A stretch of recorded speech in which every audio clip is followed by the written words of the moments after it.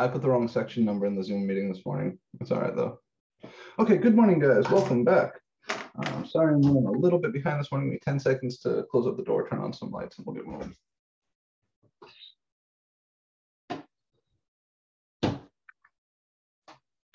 Okay. Sorry, my wife and I have been switching off using this space for work for me over the week, and for her for homework over the weekend. And I always seem to forget on Monday mornings that I need to get in here and change things back over to the work setup. And I apologize to you for that. That's not something you should have to wait for me to do.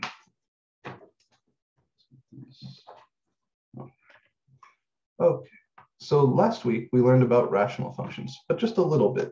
This week, we're going to learn considerably more about rational functions. I'm going to show you today some examples of rational functions where things happen that like fall into the little asterisk that we had around the vertical asymptotes stuff, and just try to get you a little bit more practice graphing rational functions. From there, we're going to start talking about rational and polynomial inequalities, which are what they sound like. They're inequalities. Where the objects in question, instead of being like, nice linear functions or already factored polynomials like we saw back in section 1.8, are polynomials in their expanded form, or rational functions, perhaps multiple rational functions, just arranged in an inequality. I'm going to go ahead and switch on the document camera and we can get moving.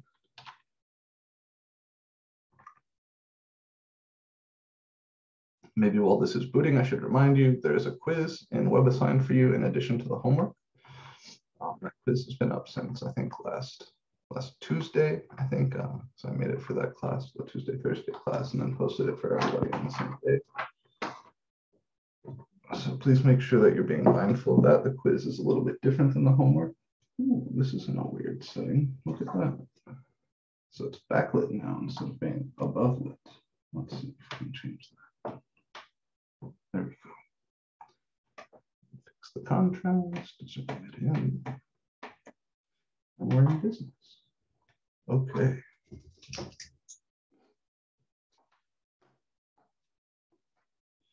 So this, as always, is MAC1140 section OR1, which means we're talking about pre-calc.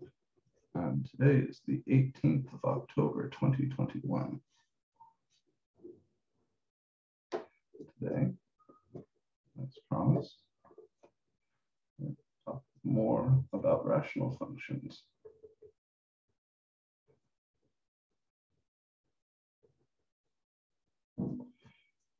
Which is still section 3.6. And then if there's time, we're going to move into polynomial and rational inequalities, which, if memory serves, is section 3.7. Okay. So, what sort of things dealing with rational functions have we not had to encounter? Well, you remember when I gave you that list of tools for finding asymptotes and graphing functions, specifically the technique for finding vertical asymptotes. We had a little asterisk there. So maybe I should begin by saying, begin by asking, how do you find a vertical asymptote? Who remembers that?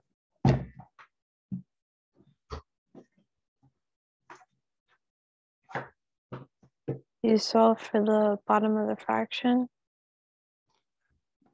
Yeah, it's vertical asymptotes. We find them by figuring out where the bottom is equal to 0, right?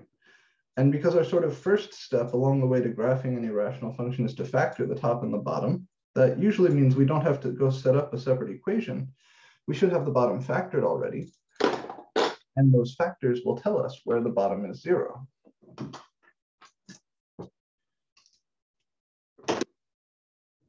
So how can this go wrong? How can this get weird? Write that down. That was correct. Thank you, Joyce. Recall.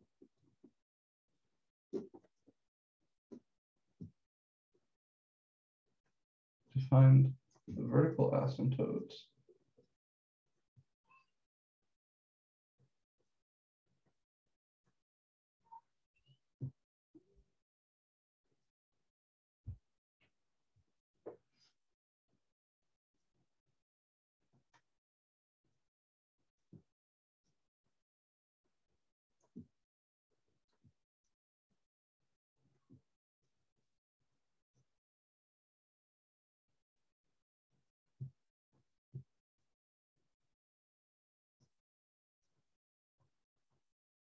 So another way to say this, to find vertical asymptotes for a rational function, we figure out where the bottom equals 0, i.e. VAs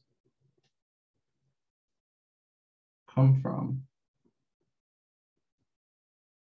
factors of the bottom.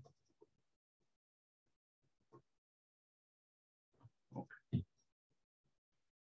Well, I'm going to give you an extremely simple rational function, and I want you to tell me whether you think there is a vertical asymptote or not.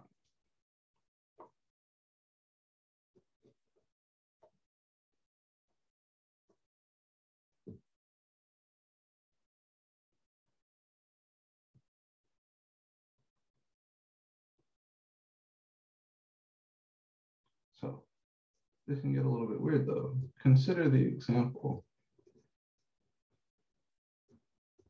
R of x equals x over x. Okay, I know it looks silly, but is this a rational function? Yes. The top is a polynomial of degree 1.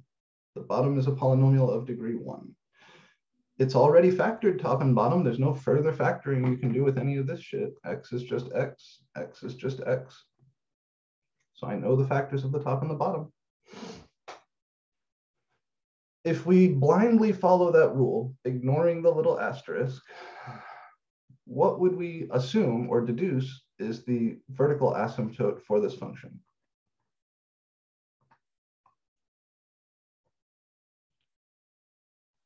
Zero. Right. So here, the VA looks like x equals 0, because the bottom is just x, which is 0 when x is equal to 0. But if we plug numbers in,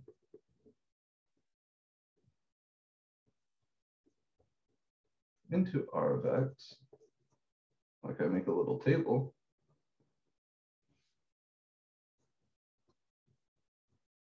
like -2, -1, -1/2, -1/10, +1/10, 1/2, 1 and 2. Don't worry, I know this table looks like it's going to be quite long and hard to fill out, but it won't be. If I plug -2 in here, we get -2 over -2, which is 1. If I plug -1 in here, I get -1 over -1, which is 1. If I plug -1/2 in here, I get -1/2 divided by -1/2, which is 1. If I plug any number in here besides 0, I'm going to get 1.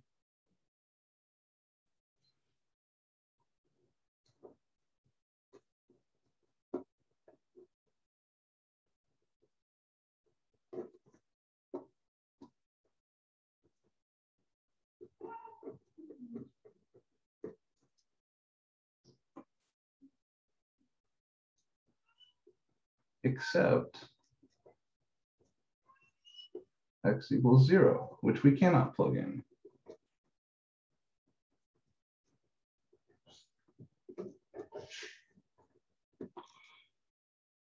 Now I'm choosing the specific numbers like the 4 in the middle here, the -1/2, -1/10, +1/10, and +1/2, because if this thing had a vertical asymptote at x equals 0, we would expect these to be very big.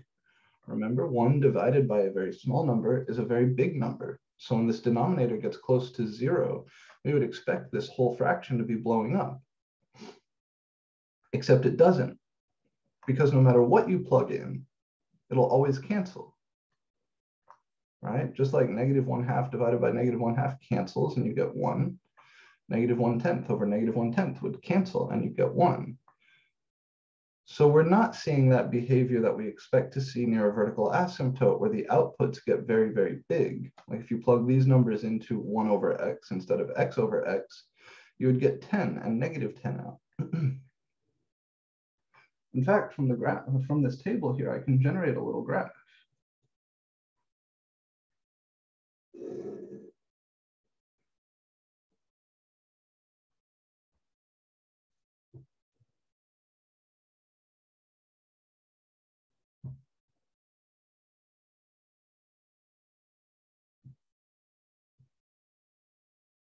We have the point -2, (1), -1, (1), -1/2, (1), -1/10, (1), +1/10, (1), +1/2, (1), 1, (1), and 2, (1).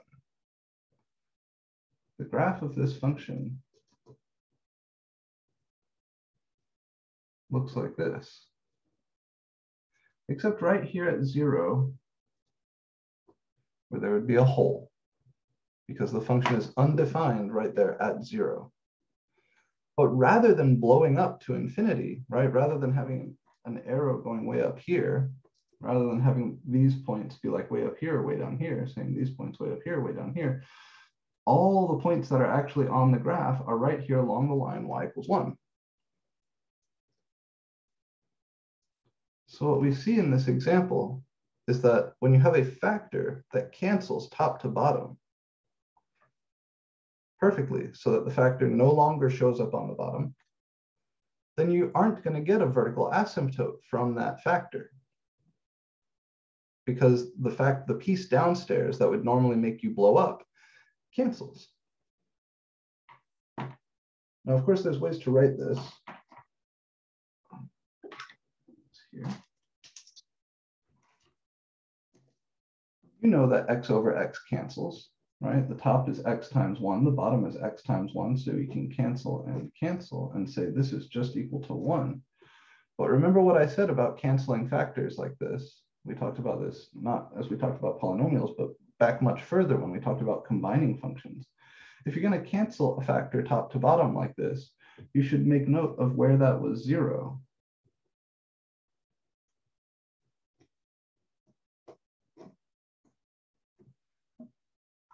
So if you do this correctly, you cancel these and get 1, and then say for all x not equal to 0, you can get this graph right away. You can say my function r of x is identically 1. It's the constant function 1, except at 0 where it's undefined. And this information right here is the exact same information that's conveyed in this graph. It says this function always outputs the number 1, except at 0. And it's important that you're thinking, again, like the way we described at the very start of the semester using open intervals. There's lots of numbers between -1 and 1. There's lots of numbers between -1 and 0. It's not the case that this means I don't know what happens anywhere in here. It just means I don't know what happens exactly at 0. At -0.1, this function is still equal to +1. At +0.0001, this function is still equal to 1. It's just right there at 0 where it's undefined. And because it doesn't exhibit any of the asymptote behavior, because it is constant everywhere except at 0, it can't possibly be blowing up to infinity or -infinity or anything like that. Because to get close to infinity, to get really, really big, means you got to get far away from 1. And this thing cannot get away from 1. It's always stuck at 1. So this is kind of the simplest example that I can think of where a factor cancels top to bottom, and you could be misled into thinking that there's a vertical asymptote when there isn't. I don't think most of you would fall for this, right? Because the x's here cancel so obviously. If anything, we might miss that there's a hole there.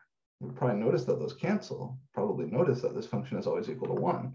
But we might forget that there's a hole there. So kind of the take home here, the upshot or whatever you like to call it, the part that you need to remember for the purposes of solving problems, is that when you cancel a factor top to bottom, it doesn't contribute nothing at all.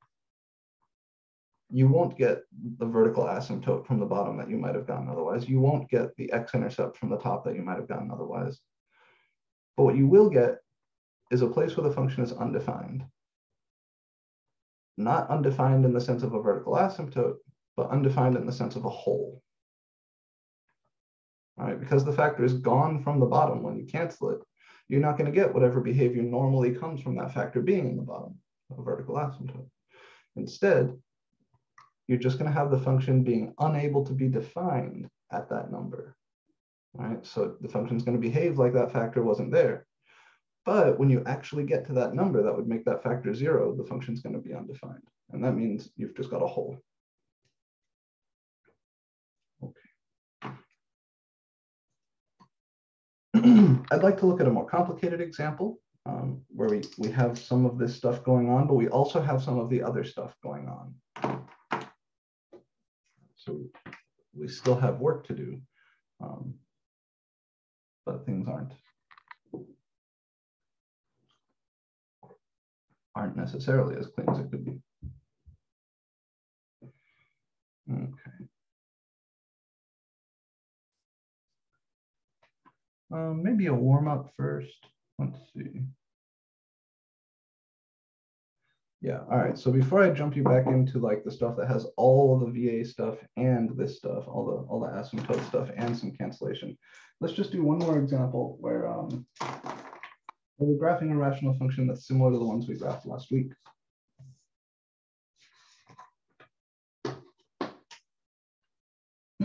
What I'd like you guys to do is to look back in your notes really quickly and make sure you still have that 5-step procedure for graphing a rational function, because we're going to run through that. If you could have your notes open to that page, or look at that page while we run through this. I'm going to ask you some questions. I'll give you time to fill in the actual graph as we go through here. All right, so let's sketch the graph of 5x plus 21 divided by x squared plus 10x plus 25.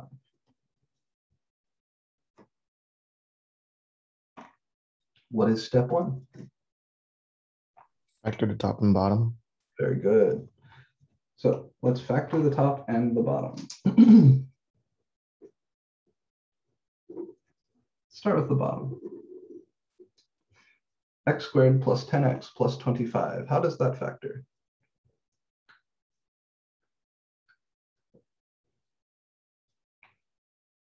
I'm looking for two numbers that multiply to 25 and add up to 10. It's just x plus 5 squared. Good, 5 and 5. So this is x plus 5 times x plus 5, which is x plus 5 all squared. The top is a linear polynomial. We don't normally think of those as things that we need to factor. I'll just leave it as 5x plus 21. You could force factor out a 21 if you want, or force factor out a 5 if you want, but it's not really going to give you any insights. What's the second step?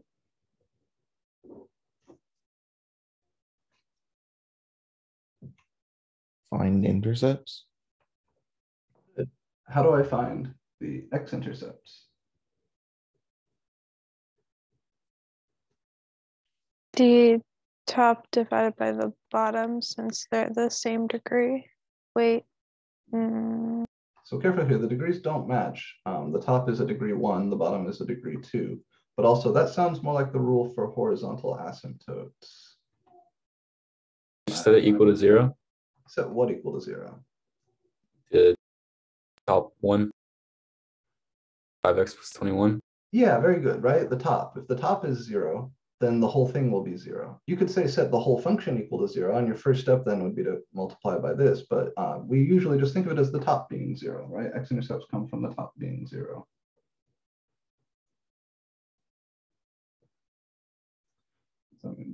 5x plus 21 is going to be 0. And you subtract 21 from both sides, divide both sides by 5, and you get x is negative 21 over 5. Is this number, well, let me just say, 20 over 5 is 4, right? So this is 20 over 5 plus 1 over 5. This is just a little bit bigger than negative 4.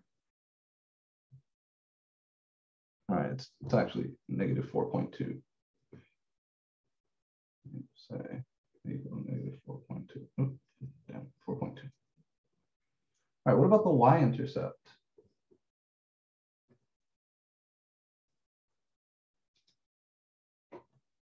Where do y-intercepts come from?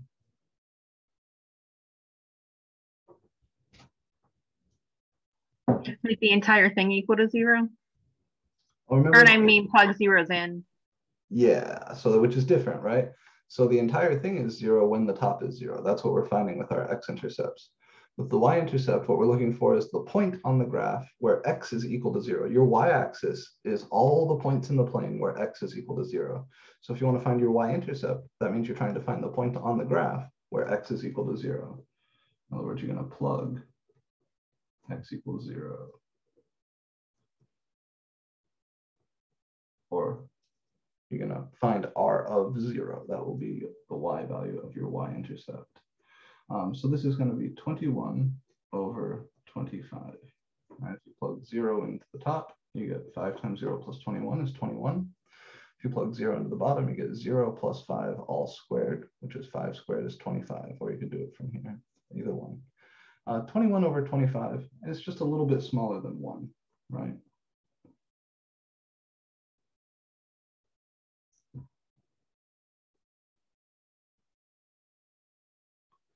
And you guys have access to the TI-30 if you want. You can find a decimal. 0.84. So just a little smaller than 1. I'll write it down here.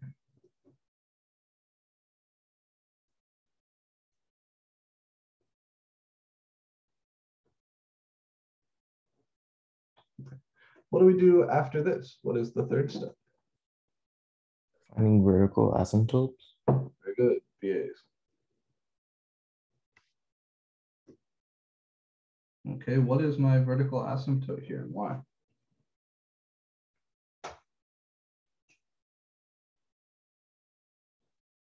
How do we find it?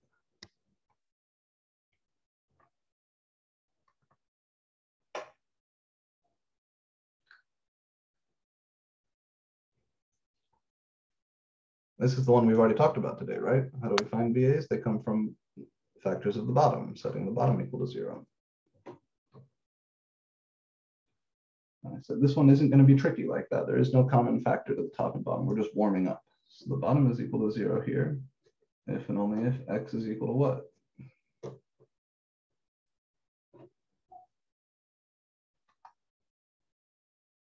What x value will make Would it be -5? Yeah, -5, right? Just like any other polynomial, the downstairs here is a polynomial. It's been factored.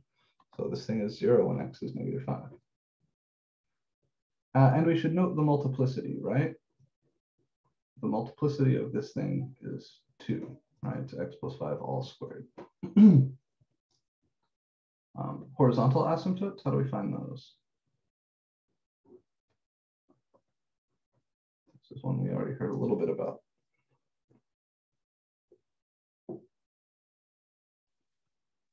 Isn't it like the ratio of the exponents, or like the leading coefficient? Under certain conditions, yes. If the degree of the top is the same as the degree of the bottom, then we would take the ratio of lead coefficients. What's the degree of the top here, though? 1. Good, right? This is a degree 1 or linear polynomial. What's the degree of the bottom? And 2. Yeah, so the degrees here don't match. So we've got that 3-case rule, right? And we're not in the ratio of lead coefficients case because the degree of the tops and bottoms are not the same. So which case are we in?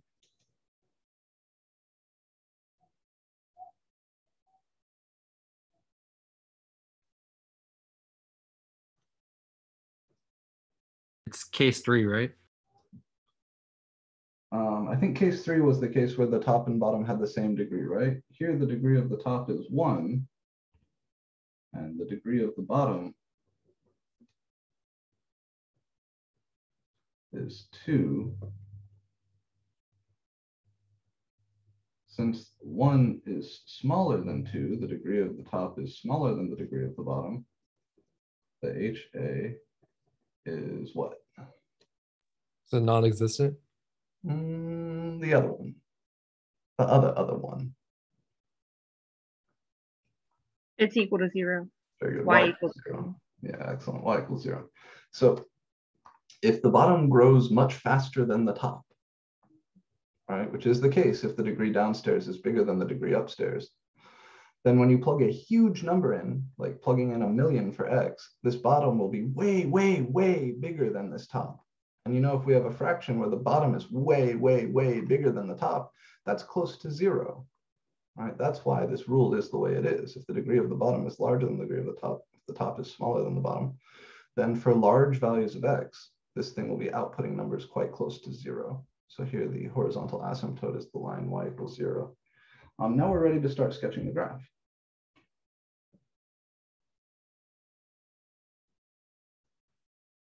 So we're going to begin by plotting all the features that we found.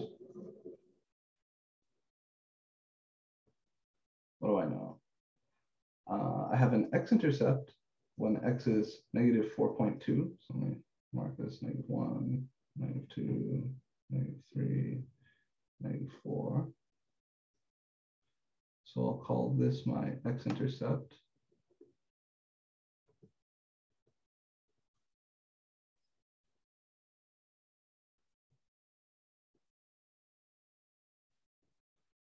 So right here is the point -21/5, 0, just to the left of -4.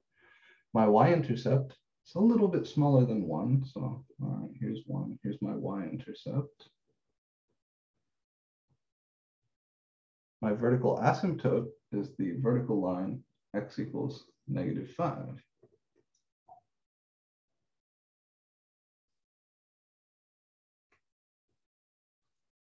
Okay. And my horizontal asymptote is the line y equals 0.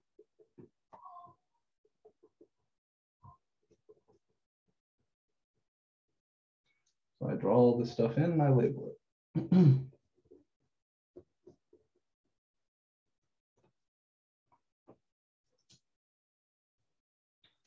Now what I need to do is use the multiplicity of this vertical asymptote to try and start figuring out the local behavior.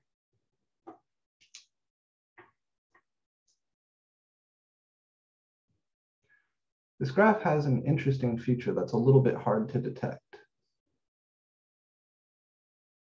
But let's see what we can do. I know I'm positive here at this y-intercept. I know I've got this x-intercept, which is a multiplicity 1 thing, right? My top, I should have said this here. This is also a multiplicity 1 thing because the factor of the top is multiplicity 1.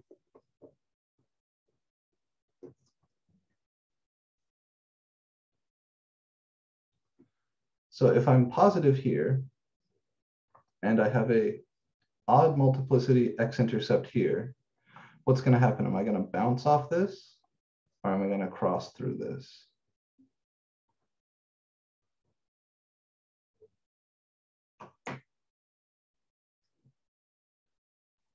Cross through it. You're going to cross, right? If I have an x-intercept with an odd multiplicity, that means we're going to cross over the x-axis. And if I'm positive here, and I'm crossing over the x-axis here, I have to do it like this. I can't possibly do it like this. All right, I'm coming from above over here, which means I have to cross from above on the right to below on the left. If this y-intercept were negative, like down here, that would mean I had to cross like this. but I got to come out here and get to this positive y-intercept. So that gives me the local behavior there.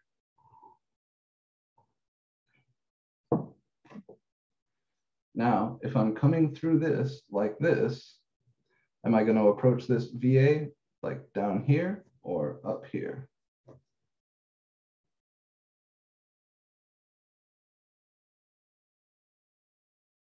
Wait, could you repeat that? Sure. So kind of my base point that I'm going to use to start figuring out all the local behavior is this y-intercept, which is positive. So what I'm going to imagine doing is trying to get from this y-intercept to this x-intercept. I know I'm not allowed to cross the x-axis anywhere in here because I don't have any other x-intercepts. So I've got to be positive everywhere in here. And then I know I have to cross here. So if I'm going to go from being positive here to crossing the x-axis right here, that means I have to cross like this. I have to be positive on the right and negative on the left, which means we're going to cross like this, not like this. And then the question I just asked was, given this local behavior, given that I cross like this, am I going to approach this vertical asymptote going down on this side or going up on this side?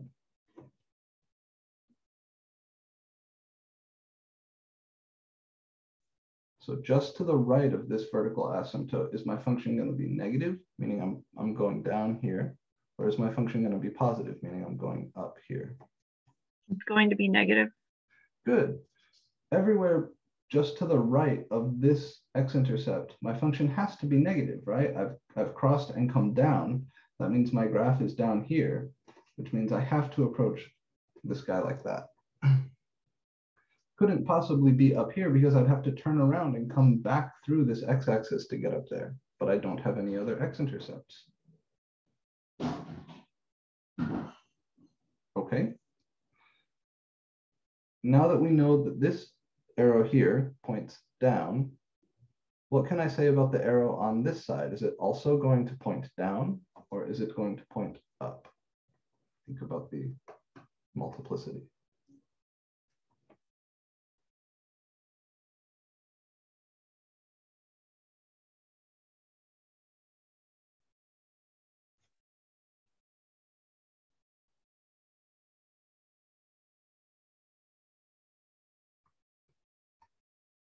The rules for vertical asymptotes are the same as the rules for x-intercepts. Odd multiplicity, you cross, meaning you change sign.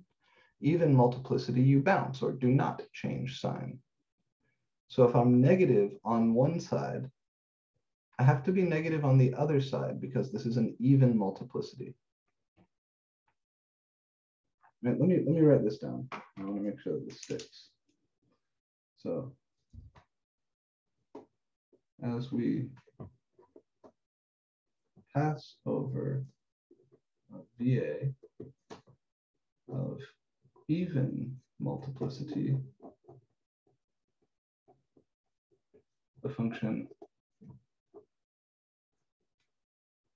will not change sign.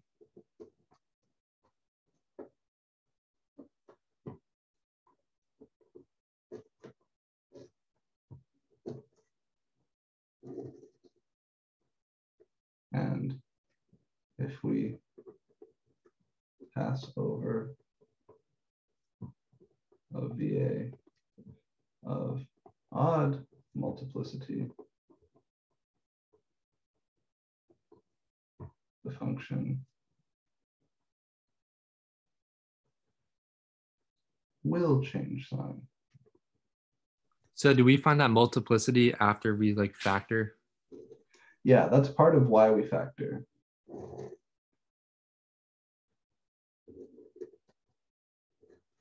So the multiplicity of the VAs, just like the multiplicity of the roots or x-intercepts, very important because it tells you whether you do or do not change sign as you go over that feature. Like just here, we knew that this would be a cross, not a bounce, because this was a multiplicity 1 x-intercept. Here at this VA, I know that my function is not going to change sign because it is a multiplicity 2 VA. So if I'm negative on one side, I gotta be negative on the other side. If this was a multiplicity 1 or multiplicity 3 vertical asymptote, then I would be coming back up over here. All right, believe it or not, this is everything we need to sketch a pretty good graph. This business of changing sign versus not changing sign as you hop over a VA or an x-intercept is everything in the next section. So it's really, really important that we internalize this. Are there any questions about the argument we made here? Specifically where this arrow comes from. Even if it's just, I don't know. Give me a feel for where we're at.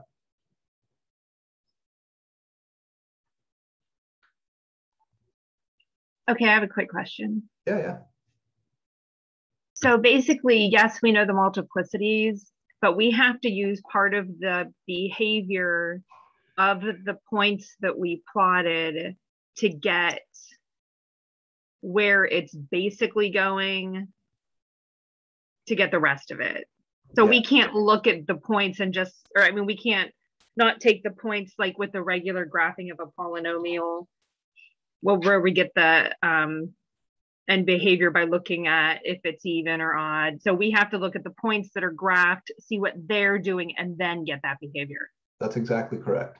Okay. So kind of my saving grace here, knowing that this is odd multiplicity and knowing that this is even multiplicity wouldn't help me if I didn't know that the function was positive here. Knowing that this y-intercept is positive is what told me that I have to come in here from above, which means I have to leave here below. So this guy is what told me that my function is positive everywhere in here, which is what gave me this local behavior. And then this local behavior gave me this local behavior. Only once I have this guy can I argue, okay, since that's an even multiplicity, we're going to be down on the left also.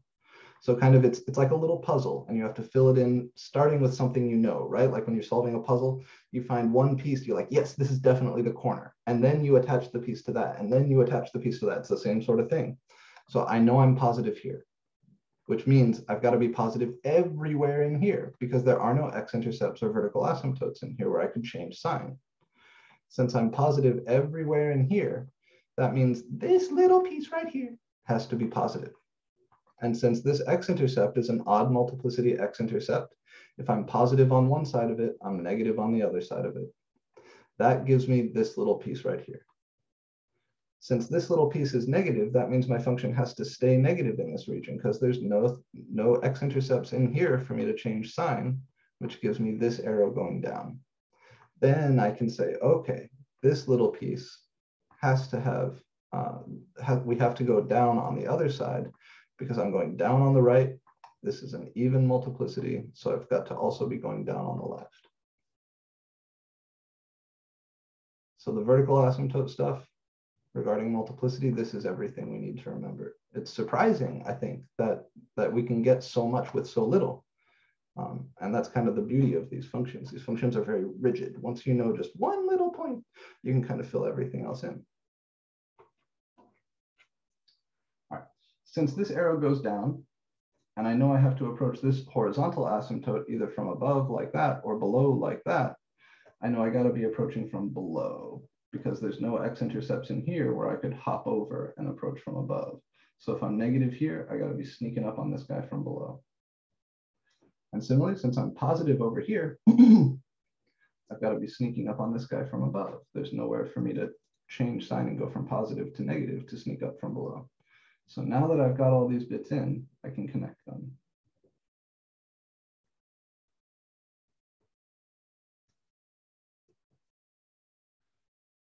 And it's a funny thing that happens here, but we're going to do something like this.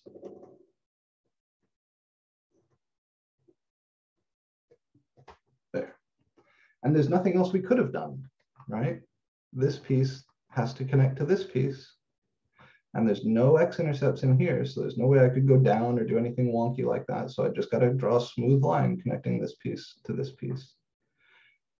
I know I need to approach this horizontal asymptote, and I know my function is positive everywhere in here, which means I got to approach that HA from above. Similarly, I'm negative here, I have no x-intercepts or VAs here, so I know I'm negative everywhere in here. In particular, that means I got to approach this HA from below. So this is my graph. Pretty nice graph. We can compare to what Desmos says.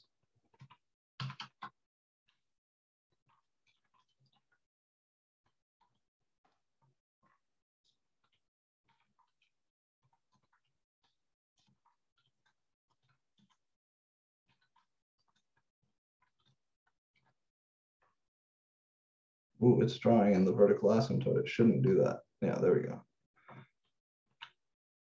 Pretty good, right? Pretty good. I'm happy with that. I don't know about you. I think that's pretty damn slick. We want to draw in the VA, we can. There it is. Want to draw in the HA, we can. There it is. Pretty damn good. All right. So this was just our warm-up, right? There were no factors that canceled top to bottom here. What I'd like to do next is look at something where we do have a factor that cancels top to bottom. Before I do that, are there any questions on how I got this graph?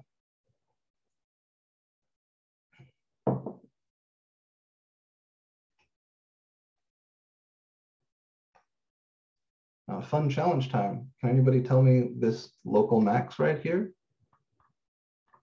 That's going to be a tricky biscuit, right? Trying to find the local max in here is something that I'll teach you how to do next semester in calculus.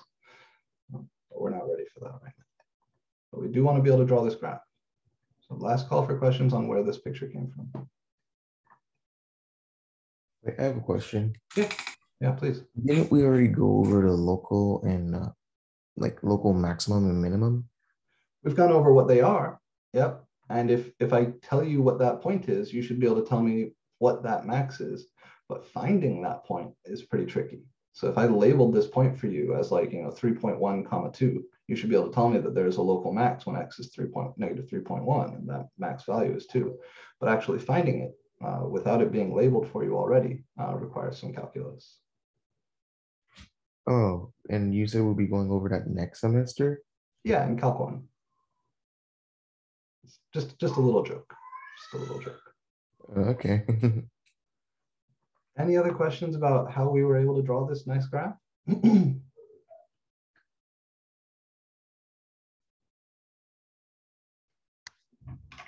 then moving on.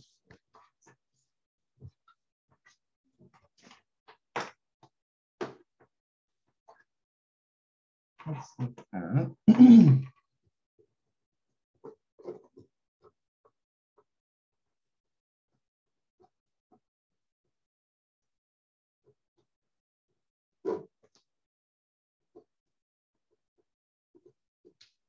let's look at this guy.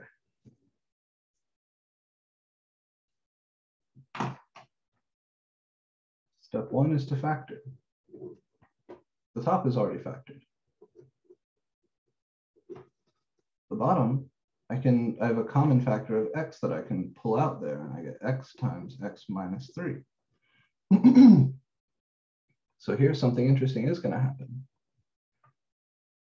The top, x minus 3, remember, is just x minus 3 times 1. So there's a shared factor top and bottom of x minus 3, which I can cancel. And I would say this is equal to 1 over x for all x values except 3. Because that's what makes this factor that we canceled equal to 0.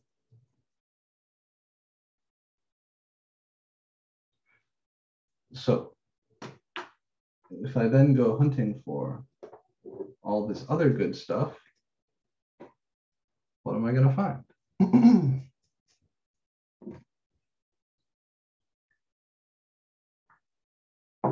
The idea is after you cancel those, you're going to work with this guy with the understanding that x is not allowed to be equal to 3. I'm looking for x-intercepts and y-intercepts. And I'm working with the simplified version, 1 over x. So how do I find x-intercepts?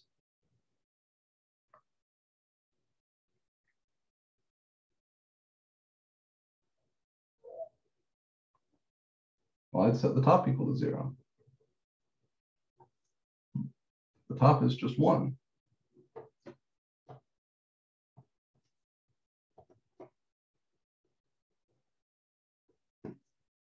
One is never equal to 0. So there's no x-intercept.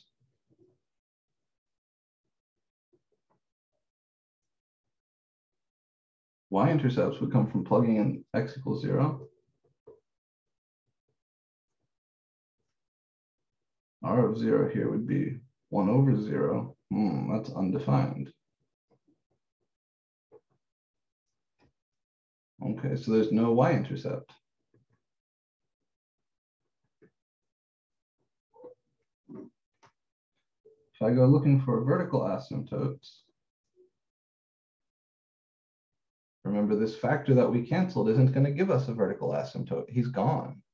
I'm just looking at 1 over x. So this bottom is equal to 0. If and only if x itself is equal to 0. So my VA is x equals 0. And we know what the graph of 1 over x looks like, right? Going through this is kind of redundant. The horizontal asymptote, here the degree of the bottom. And again, we work with 1 over x, although you could work with either one. The degree of the bottom is greater than the degree of the top. Or the top is smaller than the bottom, however you want to read it, which means that the HA is the line y equals 0. Again, we know what the graph of 1 over x looks like. I'm just running through this for the sake of procedure. So what the hell is going on here? Well, here's my VA, x equals 0. Here's my HA, y equals 0.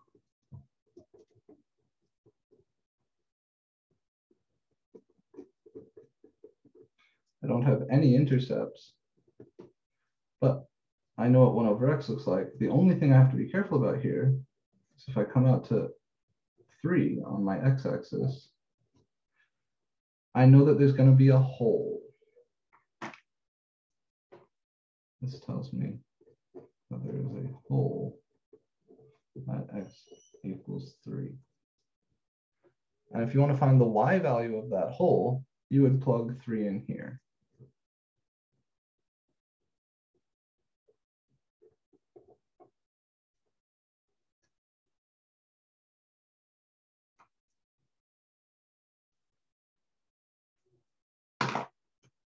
If I mark this as 1, 1/3 would be like right down here. And I'll just put a little hole there. Besides that, this thing looks like the graph of 1 over x. We know what that graph looks like.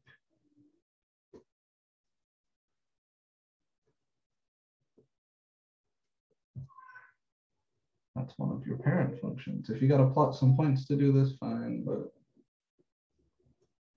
we shouldn't have to. So the neat feature that shows up here from that canceled factor is this hole. Because we don't have a y-intercept to work with, remember like our base point last time that we got started with was the y-intercept? Because we don't have like a base point to get started with here, you could plot a point or two. So if you need a sort of base point to get started with, we can say, okay, I know that R of 1, so make a little table. When x is 1, R of x is 1 over 1, which is 1. When x is -1, R of x is 1 over -1, which would be -1.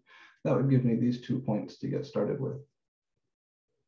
And knowing that I'm positive here would tell me that I've got to approach this VA going up, knowing that this VA is odd multiplicity, would tell me that this arrow's got to come back going down, and that would be enough for me to draw in the whole graph. But the point is, this hole comes from the canceled factor.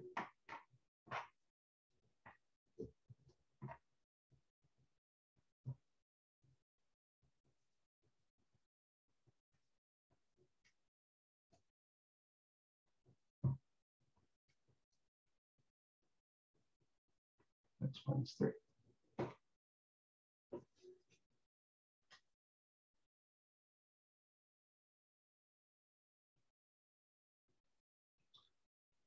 I'm going to do one more like this. But before I do that, I'd like to pause for a second, see how comfy we are with this.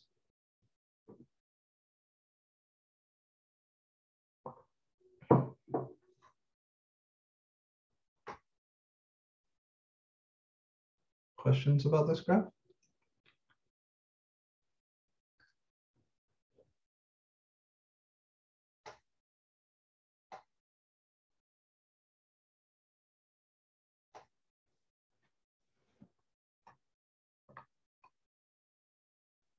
Okay, uno más.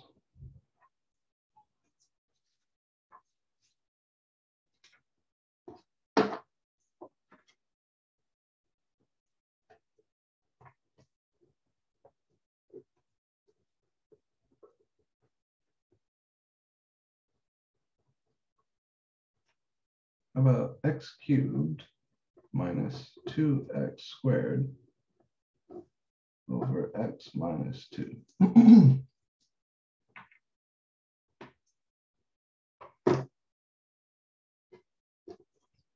Again, I need to get started by factoring the top and the bottom.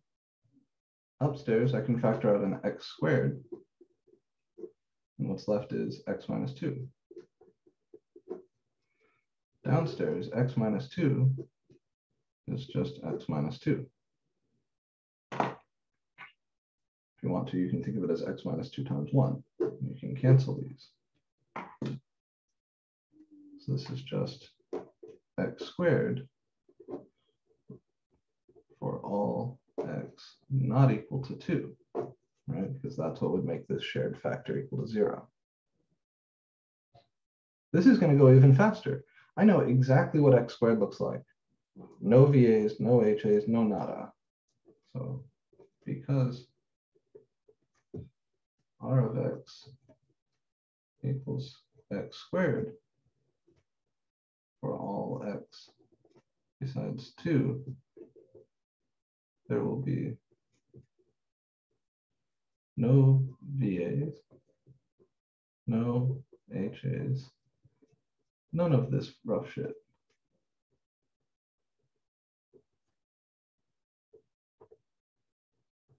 None of these weird things from rational functions. The graph is a parabola. It's the graph of x squared. It just has a hole at x equals 2.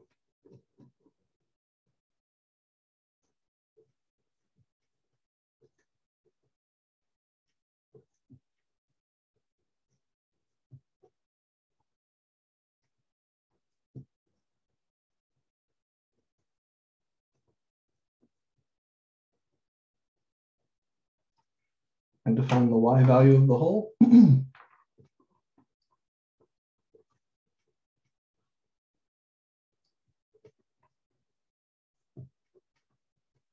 you plug x equals 2 into this thing, into the simplified version.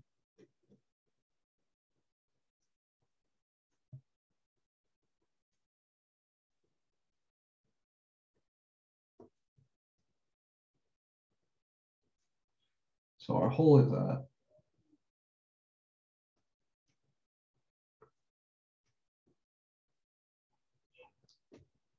x equals 2 and y equals 2 squared, which is 4.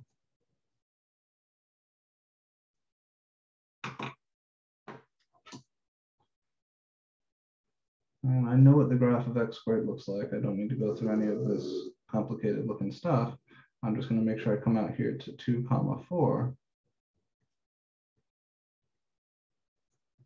and plot that hole so I don't forget to do it.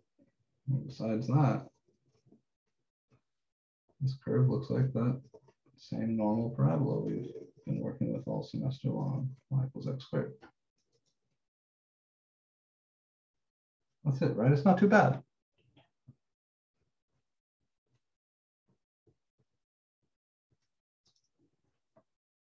No asymptotes at all, because after we simplify this thing, it really is just a polynomial.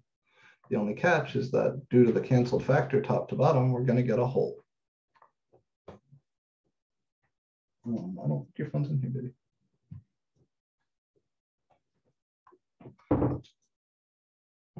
So these are in some senses much easier, right? When you cancel a factor top to bottom, the degree of the top and the degree of the bottom both go down by 1. Sometimes, you get a polynomial. Other times you get a simpler rational function. But in general, life gets easier when you cancel those factors. You just have to remember that the canceled factor gives you a hole.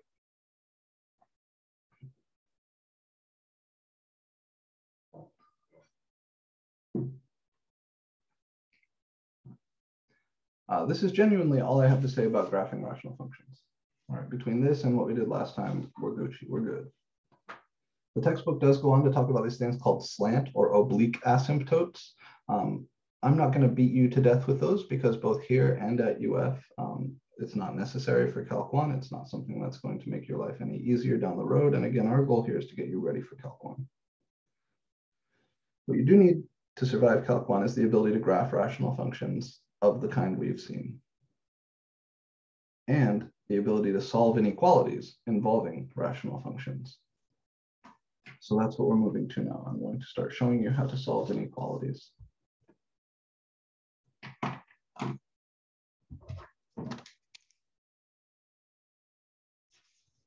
motivate this, I'm going to try to throw you a small curveball, just a little one.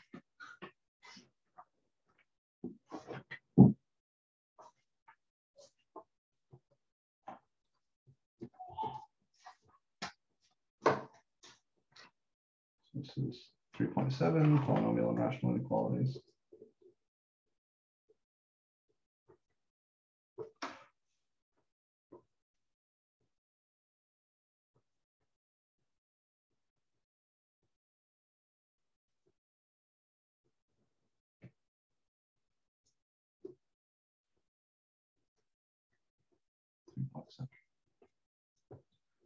Question. How would we solve 1 over x is greater than 0? Actually, let me flip this around a little bit because this will be more fun. How would we solve 1 over x is less than 0? Yeah, this is better.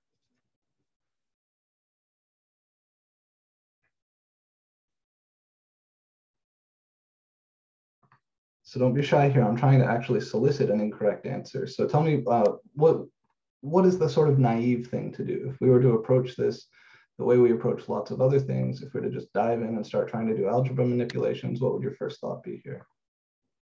To solve for x. Yeah. And if we wanted to try solving for x, what would be a good first algebra step?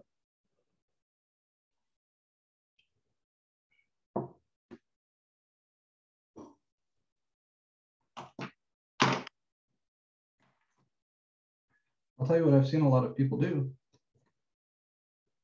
Say, okay, I'm going to multiply on both sides by x. So on the left, I have x times 1 over x is less than, on the right, I have x times 0.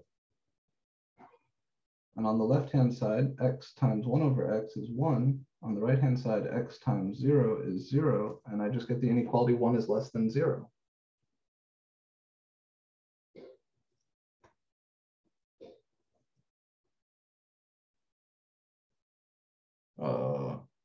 Well, first things first, 1 is not less than 0. This is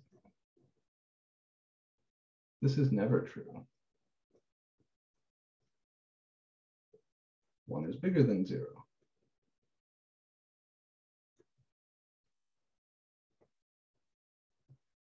So are there no solutions?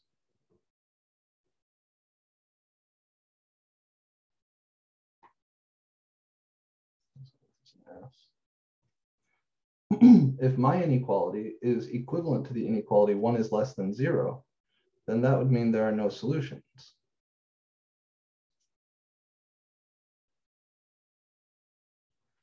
Well, from the graph,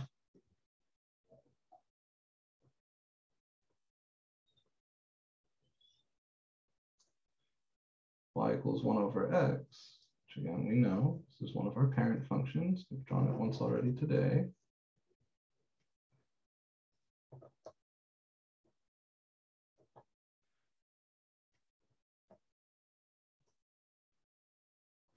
I see that there are large portions of this graph where 1 over x is less than 0.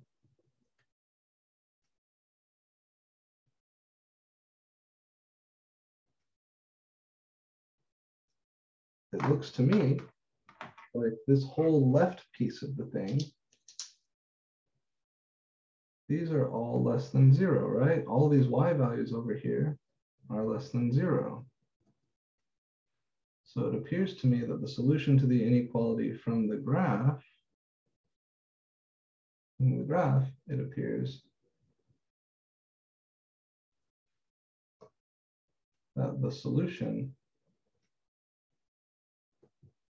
is the interval. Remember in chapter 2 when we talked about solving inequalities graphically? Here I'm trying to figure out where this function 1 over x is less than 0. That means where is this curve below the line y equals 0? That's everywhere from negative infinity up to 0. So yeah, there are definitely solutions.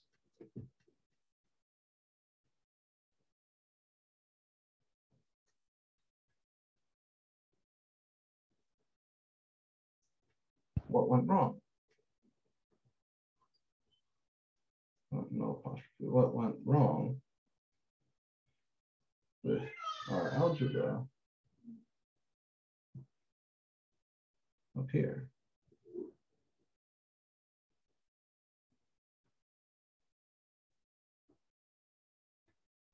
Right, or you can just check that if you like plug in -1 or -2 or -3, you plug any negative number into this, you will get something less than 0. You'll get a negative number out.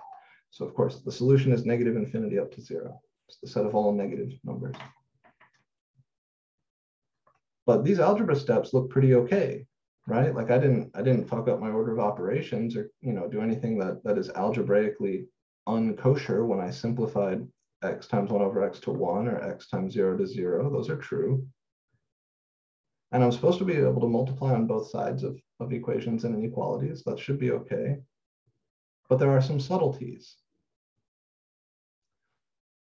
The subtleties here, whenever you get rid of a variable downstairs, whenever you cross multiply by a variable quantity, you're going to lose information in an inequality. The basic rules for inequalities are this. You can add any two numbers, right? You can add a number to both sides, like you can add 5 to both sides or subtract 10 from both sides, just like an equation. You can multiply on both sides by a number. You can multiply both sides of an inequality by 2, or multiply both sides of an inequality by 7, that's fine. But whenever you multiply or divide by a negative number, the inequality flips over. And this x that I chose to multiply both sides by could be positive, could be negative.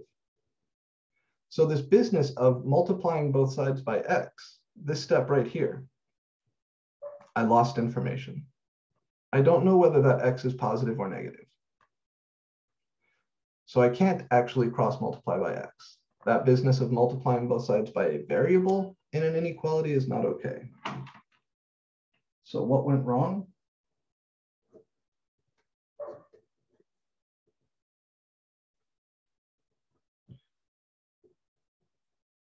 We can't multiply both sides of an inequality by a variable quantity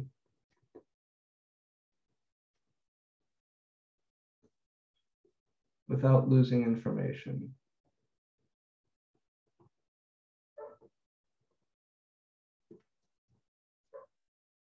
Right? That's what went wrong. When I multiplied both sides by x and I transformed 1 over x is less than 0 into 1 is less than 0, I lost information. Namely, I lost the information about this vertical asymptote. And this vertical asymptote is kind of the magical point for this problem. That's where my function goes from being negative to being positive. I was interested in places where this function is negative. That's what I was looking for. 1 over x is less than 0. I'm asking, where is this function, 1 over x, negative? Less than 0 means negative. And when we cross multiplied by that x and simplified to 1 is less than 0, I lost the information about that vertical asymptote, which is the place where this function changes sign. So if this sort of shit don't work, what does? We can't go in and try to solve for x. We can't like cross multiply. That sort of business gets us into trouble with rational inequalities. Same is true of polynomial inequalities, by the way. What saved us here was the graph, right? Once I had the graph, I was like, oh, this part has y values less than 0. So this is the part I'm looking for. So my solution is negative infinity up to 0. It's the x values associated with this part of the graph. You don't need to know everything about the graph, but you do need to know where the function is positive and where the function is negative.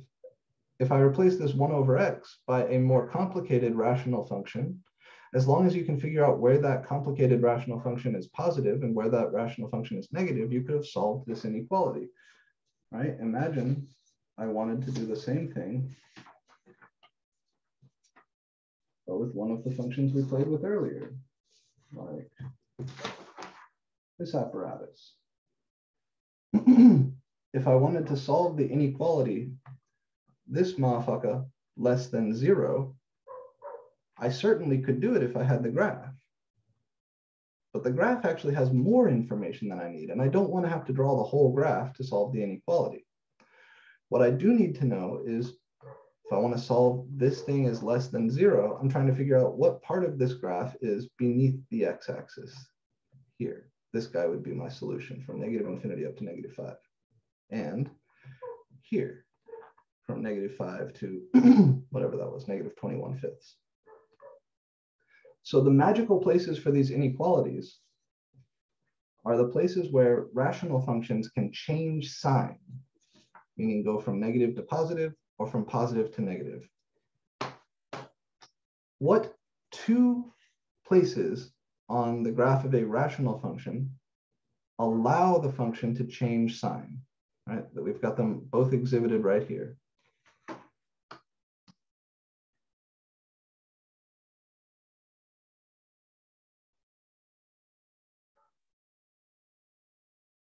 In our list of features for rational functions, right? Like x-intercepts, y-intercepts, vertical asymptotes, horizontal asymptotes, blah, blah, blah.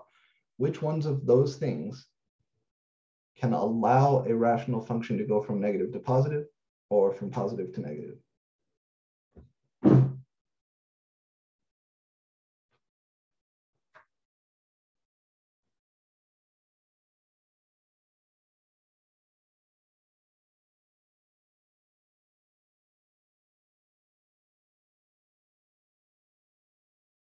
X-intercepts and vertical asymptotes.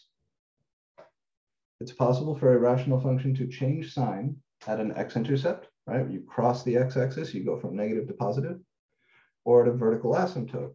If you dive down on this side and come back up on this side, that means you went from negative to positive. So here's the big idea. Answer to the question above. To solve this, or any other rational inequality, we want to first write it in the form r of x is less than 0, or r of x is greater than 0, or maybe with a less than or equal to, or greater than or equal to, right? Need to make one side 0.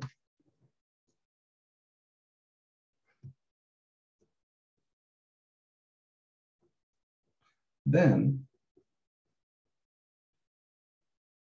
find where r of x can change sign.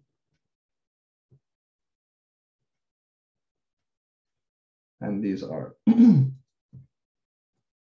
x-intercepts and vertical asymptotes. Then we're going to make a number line.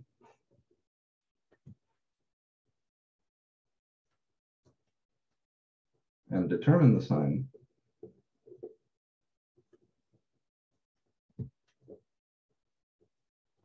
of R of x in each region. So I'll show you exactly what I mean in just a second here. But we actually did this early on in the semester.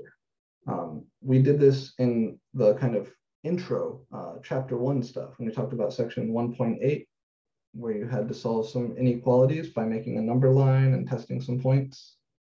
The trick now is that you no longer need to test points, you can use multiplicities. So I realize we've gone a little bit over time. I am going to go ahead and stop here, but I want to invite you to do two things. Look in the textbook at section 1.8, the section that we worked way back at the start of the term. It was in your very first homework. And then read section 3.7. Take a look at what's coming. This is something that sometimes people have a bit of a hard time with. You're going to need to do a lot of common denominator work to solve some of these problems. You need to like put things together. You're going to need to do a lot of factoring work. So all the stuff that we did with polynomials is going to be relevant. And you're also going to have to make these sign charts or these number lines that tell you where the function is positive and where the function is negative. Turns out that will be everything you need to solve these inequalities. But what we cannot do is kind of this naive thing where we try to solve for x using algebra, because it just doesn't work with inequalities. It works fine with linear inequalities, but it doesn't work with nonlinear inequalities. And all of the stuff we're looking at in 3.7 is nonlinear. All right, so I'm going to go ahead and close it here for today. And then we will pick it up here on Wednesday. I'm going to make a new homework for you guys that has a few more problems with the rational functions, the 3.6 stuff, and also 3.7 stuff. Now, the 3.7 stuff I'll probably hold off on until after Wednesday's class because we really haven't gotten into it yet. But there might be one or two like just really simple concept questions there that have to do with what we talked about here to make sure you're ready for class on Wednesday. But the bulk of the 3.7 stuff I'll open for you on Wednesday. Or at least I won't expect you to have done. Maybe I'll put it all in there so you can get started if you want. Remember, exam 2 is close, right? It's not going to be this week, but it is going to be like a week from today. So next Monday is going to be your second test, 1 week from today. And it's going to cover, like we said last week, it's going to cover all the polynomial stuff, all the rational function stuff, and the stuff we're starting on now, which is the rational inequalities stuff. So make sure that you're not falling behind. If you have fallen behind, take the time to catch up. If you're struggling with anything, please reach out to me. I had a few people say they wanted to schedule meetings with me over the weekend, but then I didn't get any follow-up with that. And that's okay, I understand. Nobody wants to work over the weekend. But if you said you're going to come to an office hour, come to the office hour, right? Do it today. Even if you said you're going to come last Friday or whatever, or we're going to talk over the weekend, just show up today, we can talk. If you can't show up today, send me an email, Canvas message, something, so we can start working on whatever it is you wanted to talk about. All right, that's it from me. I hope you guys have a lovely rest of your day, and I will see you on Wednesday.